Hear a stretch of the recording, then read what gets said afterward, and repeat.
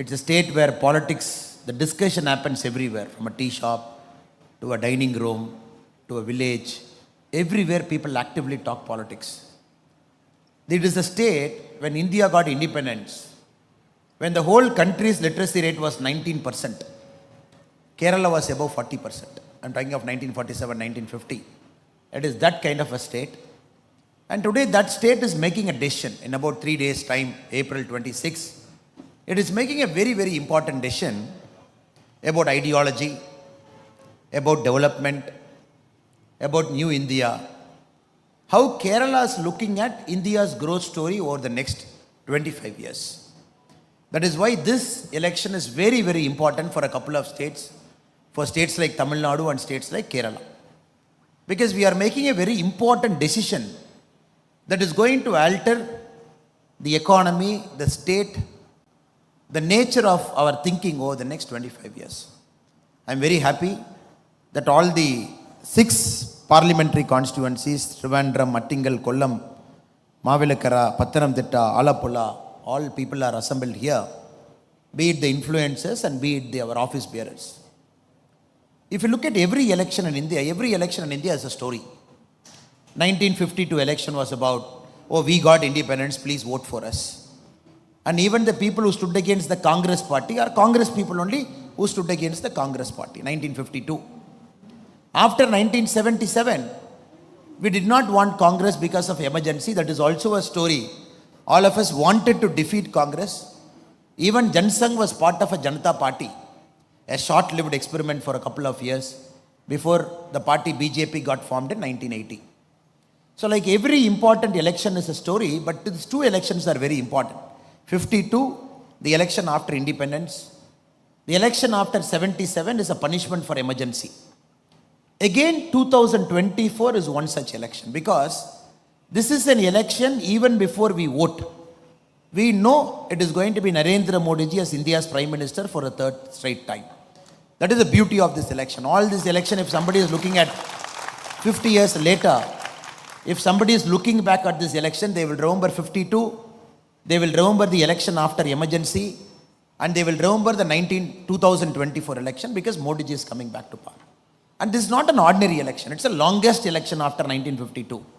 Long election. Tamil Nadu, we voted April 19. You are voting April 26. The 7th phase is June 1. Such a long election. That too in very, very good heat. Proper heat. People are predicting heat wave. People have to turn up. People have to vote. States like Rajasthan, which is going to see a very hot summer. And that is where our role becomes very important. Even people know Modi ji is going to come back to power. It is our duty to help them to come and make their choice on the postal ballot or on the voting day. People cannot sit at home thinking that Modi ji is going to come back to power. Why should I go and vote?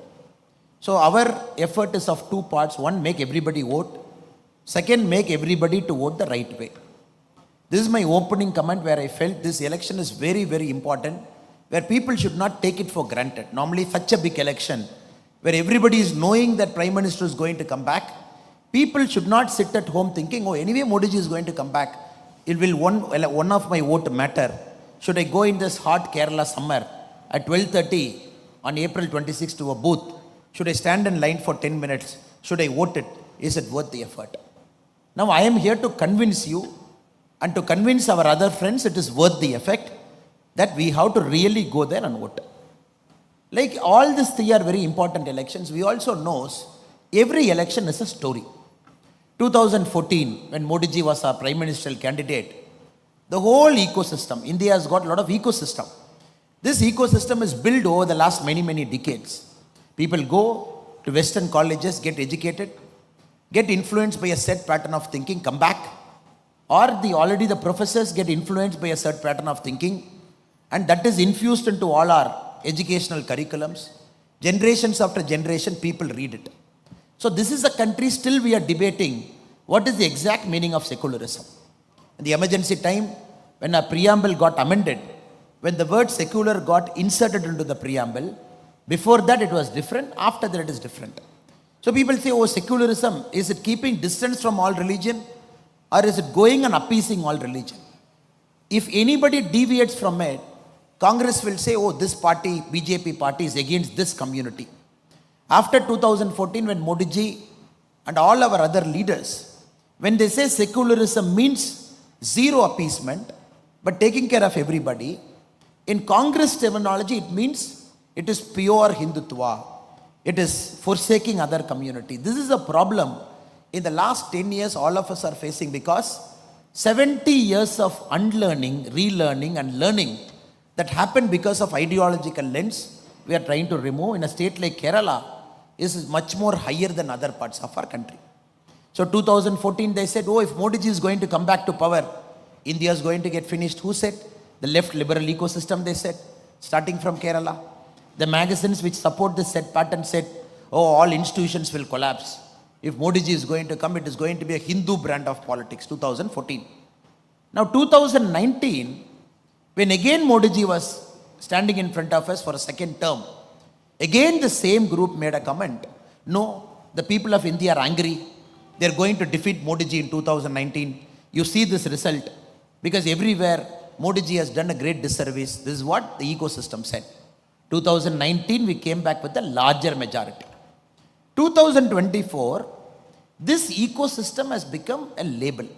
It has got a political label to it in the name of Indie Alliance. They themselves, instead of having this disparate group as some journalist, instead of having a disparate group as a small party, everywhere they've joined together, they've given a label, a political identity, and openly 2024 they have come. This is a very important election, because this ecosystem has got a political label. And this ecosystem has very bravely named itself by the name India. Though we know we call it as Indie Alliance, but somehow they felt, you bring a street dog, you paint it like a tiger, you say this is a tiger, people will believe. So you assembled all those people who don't have any idea about India. Every single pattern of theirs, every single decision making of theirs, they were against the country's interest at various points of time. Just by giving them a name called INDIA, they say, oh, we are for India. And this 2024 is such an important election, where the voters are very aware. 10 years of our government achievement, we are standing in front of them. This is also an election where we are going back to 1960, 1970, the terminology we heard in the first 5 elections, 60, 65, 70, the same terminology we are hearing in this election. North, South, imposition, cultural imposition, Hindi, social fabric disturbance, Aryan, Dravidian. These are the words we are hearing in Tamil Nadu politics over the last many months. I am sure the same lexicon and terminology is also used in Kerala politics. I want to take 3 parts and just present before you how the Indie Alliance people who are trying to set this narrative, North, South, resource distribution, South is not getting resource. States like Kerala, the Chief Minister has to go to Jantar Mantar, sit down and do protest. So South needs to be saved. That is why we have to vote for regional parties or communist parties or Congress party here. Brothers, we all know, sisters, we all know, the first time India had a formula in dividing our resources. All the combined tax effort goes to the center, and the tax effort has to come down to each state. Wasn't fifth planning commission, wasn't the 5th 5-year plan, because planning commission had this 5-year plan. 1969, we arrived at a formula called the Gadgil formula. Madam Indira Gandhi was the prime minister. In the Gadgil formula, they decided this much money, how we are going to divide to all the states. So in the formula, if you read, they said 60% weightage is given to population. More populous state will get more money, 60% weightage. Mean income distance. Oh, some state, the average net income of a state is less than the national average income. So 60% population ratio we started. Throughout the Congress period we maintained. Then it became the Gadgil-Mukherjee formula in the 2000. Even then we maintained. When Modi ji took over in 2014, if you look at the 15th Finance Commission, what started with 60% weightage for population is 15% weightage now. 1969 we started with 60% weightage. Now the weightage given to a state which has got more population is 15%. In the current Finance Commission, which decides how much revenue has to be shared between all states, 45% is given to income distance. Meaning, the mean income and the distance from the mean income, how far you are, 45% is mean income distance. Then, for the very first time in the last 10 years, we also have got this thing called performance improvement. If demographic performance is improving, if states are able to control the population, the fertility, 12.5%. Tax effort, state is contributing in a good way to tax effort, 2.5%. State is able to maintain forest and ecology, 10%. The geographical area of a state, 15%. This is a formula right from 1969 India is following. If there is some logic to this formula, which is now, after Modi ji has come, there is some logic to this formula in the 15th Finance Commission, where the population is 15%, demographic performance is 12.5%, area of a state is 15%, forest and ecology is 10%, income distance, of course, is 45%. Now, we also have to understand Congress, which is talking, oh, you got to share more to the state. You should not keep more money with center, which Rahul Gandhi ji and others are promising. 2004, when Congress came to power, only 30.5% of resources was shared with state, which Modi ji as a chief minister was equivocal in saying that state should be given adequate resources for its own development. When Congress left power in 2014, this 30.5 was 32%. Meaning in Congress in 10 years has increased it from 30.5 to 32. Now in 2024, it is 42%. Now if there is one party in the whole country which do not have any right to talk about the devolution of resources from centers to state, especially the tax effort that is put in and the finance commission that is devolving. They 10 years of UPA 1 and 2, 30.5 to 32, 10 years of NDA from 32 to 42. The 16th Finance Commission, the term is constituted, and we can expect more progressive reforms as and when the Finance Commission is going to submit its report in the early part of 2026. Now, friends, we have to remember, this logic has to be killed in the bud. If anybody in Kerala, any politician is talking about North and South, it is about taking the states and the country's gain by 50 years backwards. 50 years, whatever we have achieved in going forward, parties like Congress, parties like DMK, parties like Communist, simply for their political gain, just like that they stand before us, they say, no, you got to give more resources. You look at the budgetary grant support. We gave 100 rupees. In Tamil Nadu, there is this 29 paisa. The whole election, the chief minister and his son, Udayanidhi Stalin, everywhere they said, we are going to call PM Modi as 29 paisa Modi. Then of course we also hit back saying that if you are going to call PM Modi as 29 paisa Modi, we are going to call you as drug Stalin, because under your rule, the drugs have gone up in high. But again to substantiate, their argument is, okay, you give us money for budgetary grant, that money we will take, we will compare, and only that money we will calculate as saying you are given to state. Now Kerala, if we take, close to 35-36 lakh farmers, they have got 32,000 into their account. Here in the state, Tamil Nadu is 47 lakhs, Kerala is 35-36 lakh farmers, small medium farmers. 16 installments, they got 2,000. Every year 6,000, 16 installment 2,000, which is 32,000. They don't calculate that because it is directly from center to a farmer. That doesn't get calculated into the state's resources. Or when you build lakhs of houses, PM Awas Yojana, when you transfer 2,73,000 to their account, they say, no, we will not calculate. Or LPG subsidy 300 rupees to their bank account, they say we will not calculate. Or when you want to calculate all the roads we have put, all the bridges we have put, everything the central government is doing it, they say we will not calculate. They say it is only when the money is given to the state as a budgetary support, only that we will calculate to say the center is giving us less. Now the complete model is changed. Till Modi ji came, the central government was not playing an active role in propagating development. The central government never took care about development per se. Because 2014, Congress last interim budget, before they left office, the money that was kept for infrastructure was approximately 1,17,000 crore, approximately. 2024, February 1, our last interim budget, before the elections were called, we gave 11,11,111 crore for development. Because when a central government is taking upon itself to say, I am pro-development. Don't worry, you don't have a house. I am not going to say it's a state's responsibility. Modi ji is saying it's center's responsibility. I will take care. I will give you subsidy.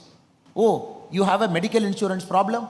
I will give you a 5 lakh worth of medical insurance. For the very first time we are seeing a central government is climbing down and saying, oh, you haven't built toilets? Let me build toilets. In the last 10 years, we have built 11 crore toilets. Tamil Nadu alone, 55 lakh toilets. So this model is very new for a state government because they are not able to comprehend and understand. A central government is doing development in a state where the state should have ideally done it in the first place over the last 60 years. Now the new argument says, oh, north, south, again we have to break. The resource allocation not happening, we have to break. The resource allocation is happening. Every state gets its resource because center's money is accountable. Any budget, last 10 years budget, anybody can download. Anybody can read through that budget. Anybody can look at allocation. Everybody can look at beneficiaries in Kerala. I have a big statement with me. If I take it in hand, if I study the beneficiaries in Kerala, 62 lakh Jandan accounts, 58% women. Aspirational district is Wayanad. Again, if you look at it, if you look at the PM Mudra, Kerala alone, how much it is sanctioned? 99,892 crore, 1.5 crore beneficiary. If you look at Stand Up India, 1,556 crore. PM Suvanidhi, 99,000 street vendors got it here. PM Jeevan Jyoti Bima Yojana, life insurance, 21 lakh. If you look at all the numbers, for example, the brother was talking about the Jal Jeevan mission. In a state like Kerala, close to 66 lakh houses, 51% is covered under Jal Jeevan Yojana, which is 100% supported by Government of India. Again, if you look at free ration, if you look at everything, but their calculation, their logic is, you have to give everything to the state will take care. That model will not work, it is not going to work. This is very important. We bust this myth of saying that your resource allocation theory itself is improper and your explanation is criminal. And not only that, they are doing a great disservice to a state like Kerala, which has got the highest literacy ratio. Now I come from Coimbatore. When you look around the colleges of Coimbatore has got approximately, Coimbatore district, we have got 310 colleges. It is one district in India which has got the largest number of colleges in a district that is not the capital city, 310 colleges. If you look everywhere, I see a lot of our Malayali friends, be it a medical college, be it an arts college, I see everywhere, big Malayali speaking students. Of course, Kerala is a home to a lot of our Malayali friends. More than lakhs of people, they stay in Kerala, reside in Kerala. They have added richness to Tamil Nadu social fabric. But I'm more concerned with students who are not residents in Tamil Nadu, who are from different parts of Thiruvananthapuram, Kollam, different parts. They just come to a neighboring state like Tamil Nadu, Coimbatore preferably, Chennai, Bangalore, Hyderabad. They just study for 3 years, again they come back. If we trace our children's story, they were born in Kerala, higher education, good education institutions in Tamil Nadu, Karnataka. Again, their job is somewhere else. I believe this is the greatest disservice that has happened to Kerala over the last 70 years by the political parties which has ruled Kerala. A state which has got the highest literacy rate.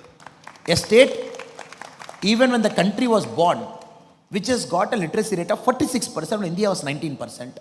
A state where the human capital is going all around the world but not inside Kerala. I believe this is the time you got to fix it, sir. If we don't fix it, we are in deep trouble. And Kerala has to take it as a challenge in 2024 to say, first our human capital is for Kerala's development. Of course, India's development. It is not for a Middle East development. It is not for a Europe development. It is not for a Far East development. The Kerala's human capital, which is very, very rich, which is one of the best in the world. I believe this should be an important narrative of 2024 elections to say, our people will stay back. We will bring the state-of-the-art companies here. We will bring techno parks here. We will bring the software parks here. But unfortunately, the narrative is not this, sir. The narrative even today, if you look at the daily newspaper, even today is Vijayanji and Rahul Gandhi ji fighting. North-South problem, tax devolution issue.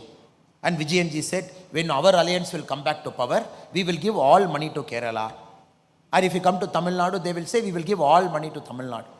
So that is why I was telling our friend also, who is our very able social media coordinator, Jai Shankar ji, Let us do paper cutting of all South Indian states, put the paper cutting in one poster and circulate to Kerala, circulate to Tamil Nadu, circulate to Karnataka, because Kerala people should know the comedy that is happening in the other states in the name of India Alliance. Tamil Nadu people should know the comedy that is happening in Kerala in the name of India Alliance. Because when Rahul Gandhi ji comes to Coimbatore, if you see that image, he was there to campaign against us about a week back, 10 days back. He was sitting in the middle of the chair. Next to him is our Chief Minister M.K. Stalin. One seat after him is Tamil Nadu's Communist Party chief. Just one seat after. 60 kilometers he travels into Palakkad. Immediately communists are his enemies. That is why in English we have a beautiful word called frenemies. Friend enemies. These are called frenemies. In Kerala, this India Alliance, if you look, it has gone one step further. Now Rahul Gandhi ji is questioning, when two chief ministers are in jail, why this chief minister is not in jail? Now Rahul Gandhi ji is going one step further. When two chief ministers are in jail, why this guy is not in jail? Then this chief minister is asking Rahul Gandhi, national case, why you are not in jail? See, that is the narrative now. Last 3 days in Kerala, all newspapers are like, who is going to jail? Now these guys have to decide who will be in bail, who will be in jail in the next 3 years. See, is this a narrative that Kerala politics wants in 2024? April 26 elections are very unfortunate, very, very unfortunate. And not only that, sir. Now we have to appreciate and understand the essential of politics, the base of politics is accountability. A citizen should go ask a panchayat leader why it is not done. A citizen should go ask an MLA why it is not done. Ask an MP why it is not done. That's how the Indian political system is designed. Because it's a first post the paddle and somebody is accountable to you. In states like Kerala and Tamil Nadu, last time you gave 19 seats to Congress. Correct? 1 seat to Communist. And every time you ask a Congress MP, why it is not happening? What can I do, sir? Modi ji is in power. I am in different party.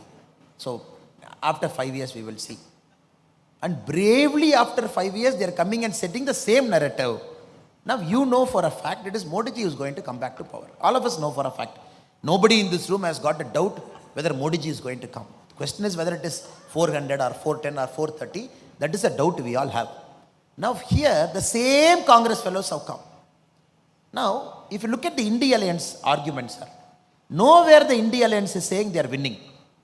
India Alliance is saying Modi ji will not win 400. Nowhere the India Alliance is saying, oh, we are winning. If we win 50 points, we will do we will do everything. They are saying Modi ji should not win 400.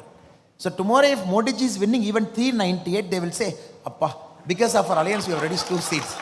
We have done so much hard work over the last 1 year. We have reduced 2 seats. And 100% they will have a success party also. So take my word. They'll 100% have a success party in Delhi to say 2 seats we have reduced. There also there will be a fight. I am responsible for 2-seat reduction. Other fellow will say I am responsible. This is not an alliance at all. Any alliance that is not on principle, any alliance is there only on anti-Modi plank, will not work, sir. It will take the country so back. I'll give you a simple example, sir. 2004, UPA came to power. Elections got over. Nobody knew who is the Prime Minister. 10 days it took. They said, and he is the Prime Minister. I used to say this in our pracharam. In Kala movie, our superstar Rajinikanth, there is one famous dialogue. One fellow will come and say, sir, I am a hero. And Rajini will ask his friend, hey Kumar, yaar hai? There is this very famous dialogue. Likewise, suddenly after 10 days, they said, he is the Prime Minister. All of us asked, Kumar, yaar hai? Then, frankly speaking, 90% of us did not know who the hell is Manmohan Singh. We said, who is this guy? Then they took explanation for one day. No, former Reserve Bank governor. He contested in Delhi, lost once. He is such a nice person. Please believe us, he is a good man. And he is your Prime Minister. Sir, if you look at demographic blunders over the last 50 years in the whole world, I believe this should be number 1. First time a Prime Minister was imposed on a country that thrives on democracy. This is a country, it is noisy democracy. Tea shop fight, bus stand fight, everywhere we fight because it's democracy. This country, somebody said, he is the Prime Minister whom you never elected, who never went to Lok Sabha, who is a Rajya Sabha 2 times. and who was far away from politics, not even a functioning a political functionary, who's an office bearer, oh, Congress Party All India Secretary, Congress Party General Secretary, nobody knew. They said he's the Prime Minister. 10 years we put up with it. What is the price we paid for it? Our Raja, our 2G Raja, he writes a letter. Very interesting letter. He writes a letter. Now first the Prime Minister writes a letter to Raja. He says, Dear Telecom Minister, your first come, first serve policy, FCFS, is fundamentally flawed. Please review it. Then Raja writes a letter to Prime Minister. Dear Prime Minister, Vanakkam, I think this policy is right because my leader also believes this policy is right. And I am going to stick with first come, first serve. This is the bare essence of 2G scam. Where Raja decided, he put a cut-off date. He said, look, day after tomorrow is a cut-off date. Whoever has given the application before the cut-off date, first come, first serve, I am going to qualify them. I am going to give them license. Do you know how many pages somebody has to fill, sir? 727 pages you got to fill. Company, financial statement, which you took. And the essence of 2G scam, people got the document 1 week before, people filled it. When Raja said, tomorrow morning it is starting, the application 7 o'clock it is open. All the companies which is in the 2G scam list, they arrived there with a filled up list. They said, come on, please take it. First come, first serve. Give me my license. Why it happened? Because a strong Prime Minister was not there who couldn't say, this is stupidity of the highest order. Please take this logic back. So nobody is saying Manmohan Singh is corrupt. This country right now is not searching for somebody who can claim, oh, I am like a Buddha, I will sit there and watch what is happening. I will not. This country wants a functioning Prime Minister. Even 10 years from now, when Pakistan and China decides to do a two-pronged attack on India at the same time, this country should be resilient enough to face it. So that is the challenge before us. Do we have a Prime Minister of that caliber? I am just giving you one example of first come, first serve. How a Prime Minister who is not accountable to the public, because the Prime Minister is not elected. The Prime Minister doesn't have a constituency of his own. The Prime Minister doesn't go on campaign for every state election. In this country, 6 elections a Prime Minister has to face every year. 6 election people will judge a Prime Minister. 6 election people will ask a Prime Minister, what have you done? So this Prime Minister has to take so much risk. Demonetization, before UP, still you go and face. GST, go on face. You make this nation, go on face. The essential nature of Indian democracy, a Prime Minister has to be a risk taker. And the Prime Minister has to face the public and convince the public and still make the public to vote. This is a country that doesn't need stagnated solutions. No, I am a Prime Minister. I will not make decisions because I have 6 elections every year. I will just keep quiet. If I make one decision, somebody will feel hurt. Kerala will feel hurt. Tamil Nadu will feel hurt. UP will feel hurt. I will not make any decision. Please vote. This country doesn't want Prime Ministers like that. So Modi ji has broken that mold to say, I am a performing Prime Minister, but every year I will face 6 elections. I will convince you to vote for us because my decision is right.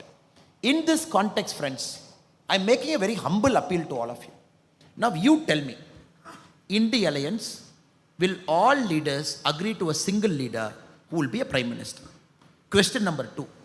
Even if all leaders agree to a single leader as Prime Minister, will that person be able to run the cabinet? Question number 3. Even if this person is able to run that cabinet, if he has to pull up some minister for some wrong thing, X is Prime Minister, Y is in Mamata Banerjee's party, Z is in Arvind Kejriwal's party, B is in some party, and if he has to fire, the essential thing of a cabinet is the Prime Minister should have the right to fire. Though in our country it's the President who accepts the Prime Minister's decision, because the cabinet cannot be under the control of a Prime Minister. If 3 answers are false, false and false for an India alliance, then what are we looking at, sir? We are looking at a country that will go to shambles if any of them will decide that I am going to be the country's Prime Minister. Rahul Gandhi ji, there is no concurrence here only. And many of his ideas, if we implement, it is much worse than 1991 USSR. USSR, when somebody said why USSR collapsed, one communist gave a beautiful answer. Sir, the essence of communism is very simple. You got to act as if you are working, the government has to act as if it's watching. This is the essence of communism. If both of you break it, communism will collapse. I'm telling this again, sir. When USSR collapsed, somebody asked a communist why it collapsed. They said, sir, people and party, government, two are there. People have to act as if they are working. The government has to act as if it's watching. When anyone breaks, USSR collapses. That is why. You build up an inefficient state. One fine day it collapsed when the whole country was, world was opening up. Friends, we have to understand in this very, very important election, Kerala has to make a choice. And this choice has to be pro-development. And this choice has to move Kerala forward. And this choice has to be very simple. That Kerala's human capital is first reserved for Kerala state. When Kerala is prospering, India will prosper. Kerala cannot be a net exporter of human capital. This is a flawed and completely illogical model. Kerala cannot export its beautiful human talent, bountiful brain to all parts of the world to say, no, even if you go to moon, there is a Kerala person standing there. Though we feel proud that whichever part of the world we go, there is an Indian and a Malayali and a Keralite brother and sister who is there. Though we feel proud. But when we come to Kerala, brothers said, Jal Jeevan Yojana. Jal Jeevan Yojana. Just look at what they have done to the states. If you look at the performance report of the whole country, Kerala stands the lowest. Here the Jal Jeevan completion is 51%. 51%.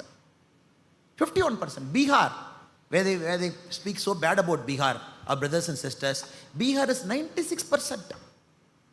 You are 70 lakh houses. Bihar is 1 crore 66 lakh houses. There they have done 96% completion. Here it is 51% completion. So what model are they talking? A state like Kerala, they are not able to complete a central government project.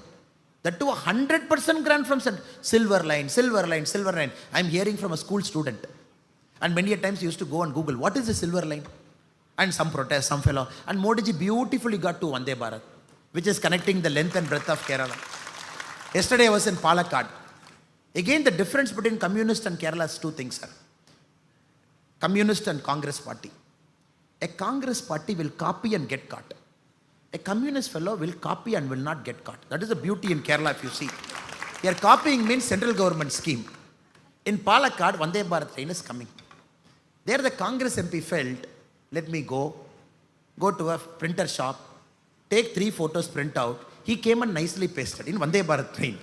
He said as if he invented, he went and convinced Modi ji, no, we have to move to Vande Bharat. The same thing the great Shashi Tharoor ji has also done here. And Shashi Tharoor ji has gone one step further.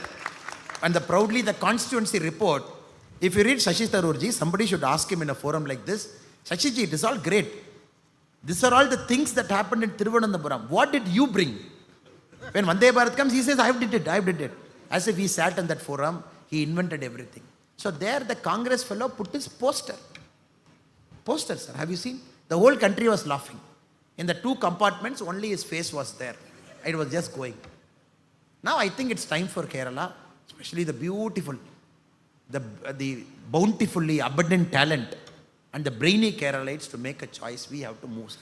How long can we talk about ideology? Okay, let us come to ideology, sir. They ideology is the last fortress they hold. They say, no, this is an ideological state. I am not going to allow this state to get broken. Now, sir, let us compare this. You have given chance to both the parties multiple times. 5 years? 5 years, sir. 5 years? 5 years. Now, Kerala has to make its choice clear. When Modi ji is going to come back for 5 more years, for sure. That's a definite.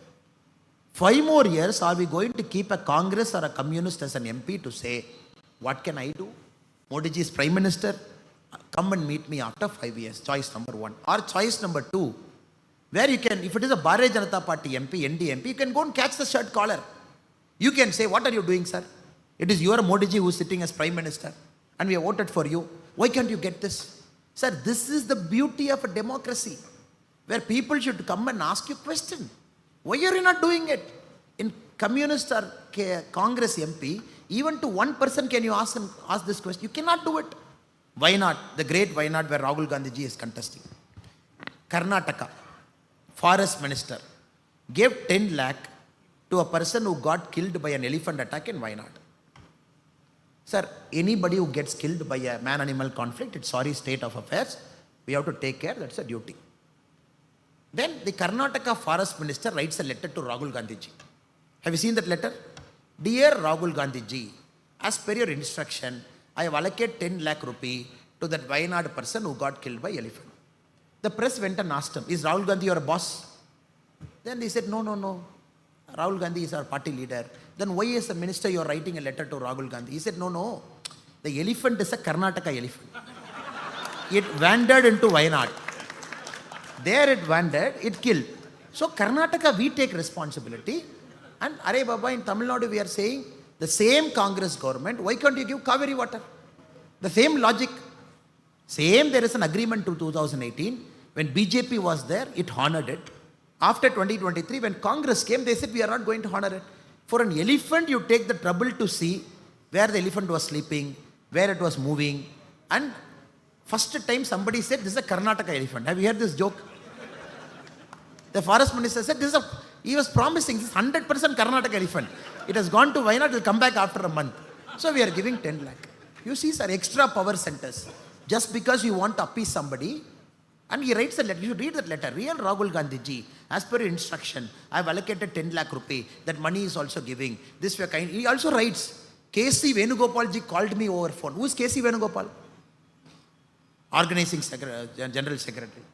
As per telephonic conversation of K.C. Venugopal ji to me, I have allocated 10 lakh rupee to Wayanad. So we have to understand, sir. This is a model that is still a Gandhi model. Still based on one guy, one family, who is very clear they want to protect the turf. And this doesn't have any space for aspirational people. And many people sitting in this room, and many young people in Kerala are very aspirational. They want to live on their own 2 feet, walk, do something.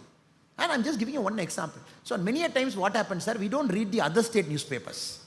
The mistake all of us make, we read only the newspapers of our state. If you read our Telangana Chief Minister, Revanth Reddy garu, the anchor is asking, Sanatana Dharma, what is your opinion? He said, Sanatana Dharma is very important. I'm holding very strong to it. Election time. Now this is the time for all Congress people to become Ammar, Akbar and Antony. We all know. All election, Ammar, Akbar or Antony they become. Sanatana Dharma is very important. Anchor asks next question. Then Udayanithi Stalin abused Sanatana Dharma. What is your opinion? He said, you see, in our alliance, it's all like this, unity and diversity. Then the anchor asks a pointed question. But still he abused, what is your answer? He says, Udayanithi Stalin should be punished. Then the anchor asks a 4th question. Are you sure? 100% punishment hona chahiye. Then DMK fellow threatening Congress in Tamil Nadu yesterday. In the alliance, we are keeping our mouth shut because Tamil Nadu elections are over. They can speak anything they want, the DMK. Please mind your words, Mr. Revanth Reddy. Sir, this is a sign of things even before the second phase of poll has happened. Only the first phase has happened. Second phase, third phase, fourth phase, fifth phase, sixth phase, seventh phase till June 1. That is why to a journalist friend I was telling, sir, India Alliance ka engine Tamil Nadu mein failure ho gaya. Now where will it take off? Only one election it is over. Now you are seeing fight, you are seeing Congress and DMK fighting. It's a matter of time. So before you vote, fifth phase we should not regret. Because there might not be an India Alliance anymore in the fifth phase. Anybody who thinks India Alliance will save the country in Kerala, any of our brothers and sisters are thinking, they got to think twice. Because when the election enters the fifth phase, I am not sure whether India Alliance will be intact by phase number 5. So brothers and sisters, humble appeal to all of you is, this is an election of progress, election of development.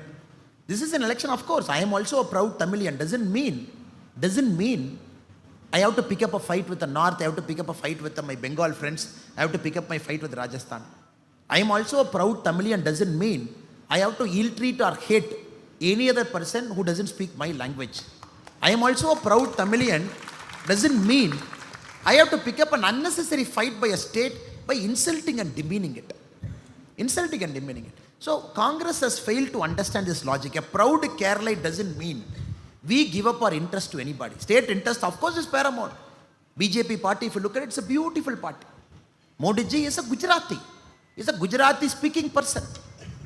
Now he's an Indian Prime Minister. He knows what a federal democracy is, how each state should be treated, and how each state should be given a hand for the state to grow. Now Congress picking up an argument to say, if you say I am an Indian, meaning you are not Tamilian, is stupidity at its worst. If Congress saying, if you say you are an Indian, you are not a Malayali, is saying stupidity at its worst. Now new terminology the Congress and communists are saying, Malayali means we are not Indian. What logic is this? A Tamilian, DMK, Tamilian means India second. A Tamilian means India first only. A Malayali means India first only. There is no confusion there. This is a new logic they have brought it in 2024 to say, oh, BJP is saying India first and Malayali first. Don't believe in it. We are saying Malayali first and India second. Please believe in it. What nonsense, sir? What nonsense. When I flew in here, a Malayali pilot was driving me. We are flying over 2 states. Can I tell him, no, your border is over. Please drop the plane. We will walk and go. This is a state where everybody is everywhere. And the rich social fabric. We have to understand, sir, they are destroying our social fabric. Every vote to India Alliance is destroying our social fabric. It just doesn't make any sense to us. That is why Kerala has to reject it outwardly, very clearly on April 26 to say that we are for unity and diversity, a strong country. It also means a strong state. Last but not the least, sir. Now, Trivandrum is very lucky. Mr. Rajeev Chandrasekhar ji is contesting on a BJP ticket. If you look at India in the next 5 years, sir, where India will go in the next 5 years, if you look at the departments, information technology will play a key role, electronics will play a key role, skill development will play a key role. So we have a minister exactly who is from this department, who is taking care of IT, who is taking care of skill development, who is taking care of electronics. I think it is important that Trivandrum has to make a choice, right choice. Now, a person like Rajeev Chandrasekhar ji getting elected from Trivandrum, who has got the direct eyes and ears of Prime Minister Narendra Modi ji, is going to take it to a very, very different level. Shashi Tharoor ji and myself, we had a debate in Chennai, sir. He came for Tughlaq debate. Both of us are supposed to sit here and Center Gurumurthy ji will sit, and we are supposed to debate and discuss on ideas. Unfortunately, my flight got delayed from Delhi, and we agreed that Shashi ji will speak first. Then, after I come to the stage, if Shashi ji is graciously sitting in the stage, I will speak in front of him. If I will reply to his questions also. If not, I will speak. By the time I reached and climbed up the stage, Shashi Tharoor ji said, long journey, tired, he has spoken for long and he wants rest, and he left the stage. Then, since it's a 2-speaker event, I have to give my answers to him. Now, Shashi Tharoor ji made a lot of arguments there. I'm sure the same argument holds for Kerala also. Here also, he might say the same thing. The first argument, he said, oh, you see, after BJP has come to power in 2014, all institutions have collapsed. All institutions have collapsed. There's nothing called judiciary. There's nothing called a free and fair democratic way of an arrest, everything. Now, we have to understand, Shashi Tharoor comes from a party. When he decided to contest as the Congress nominee for the national president, Shashi Tharoor ji came to Tamil Nadu for campaigning. Please ask Shashi Tharoor ji, how many people came to receive him in Congress party office in Chennai? 2 people. State party president escaped. All MLAs escaped. All MPs escaped. Shashi Tharoor ji was standing alone in the Tamil. I am telling you this as a challenge. You ask Shashi Tharoor ji, who is talking about institution. 2 people were in the state party office in Chennai when Shashi Tharoor ji was campaigning for the national party president election. Then the press asked the other fellows, why you did not go and see Shashi Tharoor? Because it's in the top they said, both the person should be given an equal opportunity, be it Mallikarjuna Kharge ji or Shashi Tharoor ji, both will be treated very nicely. Then the Congress party people said, no, Gandhi family ji mein order aa gaya. We cannot receive. He is only a namesake fellow. It is Mallikarjuna Kharge ji, they have sent it. And if we receive, they will fire us also. Terribly embarrassed, Shashi Tharoor ji returned back. Now he is talking about BJP as a party where all of us first generation people, and many of your first generation, our fathers and mothers are simple farm people who are doing farming. We are standing in front of you. He wants to compare about BJP. Second, Shashi Tharoor ji ran to be the United Nations Secretary General. Very interesting story. I actually want you to ask Shashi Tharoor ji. He failed. He failed. Then, very beautifully, 2-3 books were written later on the UN process that happened, which I gave in my Tughlaq speech also that day. Later, Shashi Tharoor ji also says, when Manmohan Singh ji sits in a lunch, working lunch, with the American US Secretary of State, when the visit happened to India, Manmohan Singh ji did not even seek votes for Shashi Tharoor ji. The Americans, of course, wanted to support a Korean, Ban Ki-moon. He didn't even ask him, please support our candidature. There were many countries in the Middle East where the Indian ambassador did not even go and seek votes for Shashi Tharoor. That was the nature of Indian diplomacy, which Shashi Tharoor ji also writes in an Open Magazine article that government of India did not support me properly. Now, I was telling in the Tughlaq function, if it is Modi ji as Prime Minister, 100% we would have made Shashi Tharoor as UN Secretary General. If he's qualified enough. Second part is different, sir. If he's qualified enough. Since he was our official candidate. Where was the Congress party? What foreign policy is he talking? When the own Congress party, when he was not a member, when he was a diplomat, suddenly he becomes a member of Congress party. Suddenly he says, oh, Congress, all great, all super and fantastic. The third one, Congress alone used 91 times Article 356. Madam Indira Gandhi used it 51 times. He comes from that legacy. Modi ji in the last 10 years, you please recall one instance, sir, where Modi ji has used Article 356. Such a strong government, 303 MP, 17 states in power. Why Modi ji did not use a single 356? He is taking us a lecture on democracy. You used it 91 times. Madam Indira Gandhi alone used it 51 times. And then Shashi Tharoor takes a lesson to us saying, oh, institutions have collapsed after Modi ji has come. What institution has collapsed, sir? What institution has collapsed? Suddenly they want to make electoral bond an issue. Sir, 44% of electoral bond BJP received. 56% electoral bond opposition party received. Then should we blame, oh, opposition parties, you went and threatened it, you got 56%, we got only 44%. What nonsense are they talking, sir? A ruling party for 10 years. Okay, 2004 to 14, we'll flip the argument. When Congress was in power, how much corporate donation BJP received? 70%. Congress in power, BJP receiving 70% means, sir, you have your money in the packet, sir. You come to me, you come to my friend and say, Jaishankar ji, and say, Jaishankar ji, I have 100 rupees in packet. Can I contribute to your party? Now Jaishankar ji will say, no.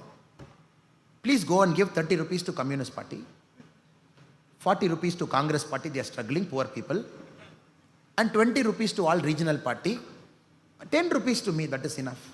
You show me one person who will say that, sir. A money will chase a place where they think that money is well utilized. When BJP receives 44% of electoral bonds, it simply means people trust. It is not corporate. Simple person. They want to buy a bond for 1,000 rupees, 2,000 rupees. They want to come and give. When Congress was in power for 10 years, 2004 to 14, 70% of corporate donation BJP received. Why? Because they believe these fellows have messed up everything. BJP will come and write. Now we have to kill all this nonsense in the butt.